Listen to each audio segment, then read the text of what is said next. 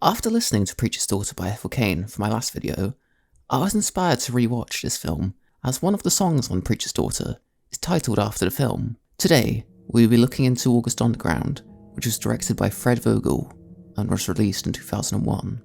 Fred Vogel was originally going to make a zombie film, but shortly realised in the conception of it that it's going to cost a bit too much to produce, so inspired by the success and realism of the Blair Witch Project in 1999, and his students' love of serial killers and true crime, he set out to create a more gritty and realistic serial killer film that felt like you had just picked up a random VHS that you had found and decided to watch it, only to be met with a horrifying discovery of what you had just started, which was funny enough the original way the film was supposed to be distributed, with each copy randomly placed in parks, police stations, colleges, schools, and even on random shelves of supermarkets. Sadly, this plan never came to be, as Fred didn't want to face legal repercussions after the September 11th attacks and the recent anthrax attacks, which had been plaguing the country. This plan would most likely have made the film a massive household name, like the Blair Witch Project, and due to the graphic nature of the film itself, it may have been even more famous because of the inevitable discussions and controversy around the film.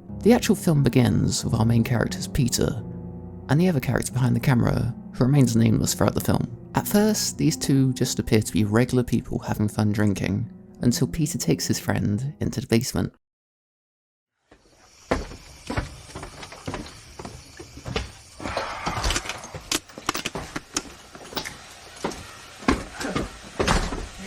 Going to love this.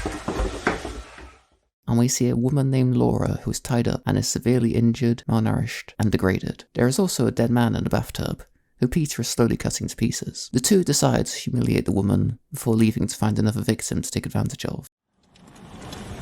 Where is she? Yeah, I see her. Oh, shit.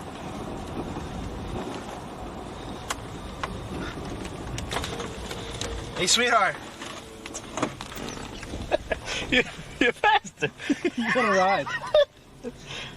They find a woman wanting to get a ride somewhere, who they end up bribing for $20 for more and more sexual favours.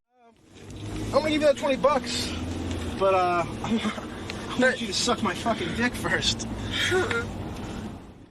Until Peter takes her out the car and beats her up so much that she either falls unconscious or dies. We then return to the basement with the woman tied up and the man being hacked away in the background before Peter decides to come in and feed the woman the man's toe.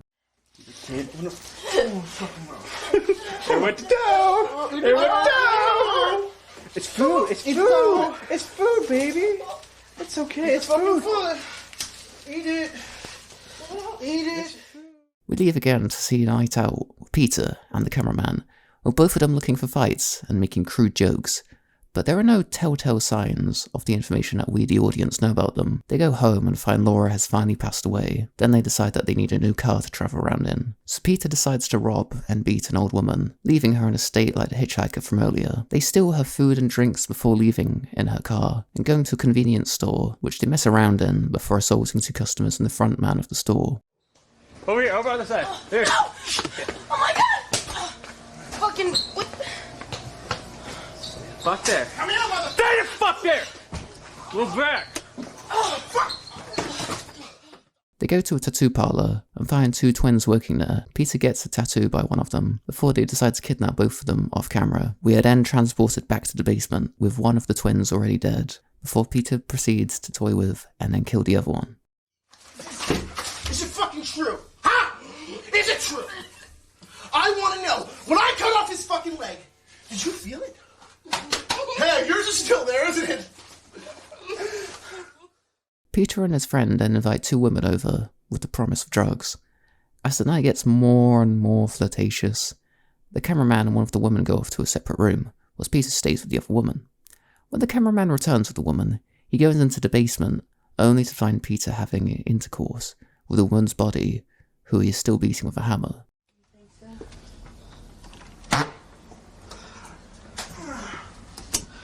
I see some panties.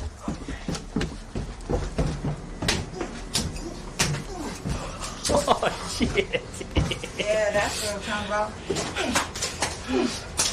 Oh my goodness. Erica! Ah! Ah! Fuck!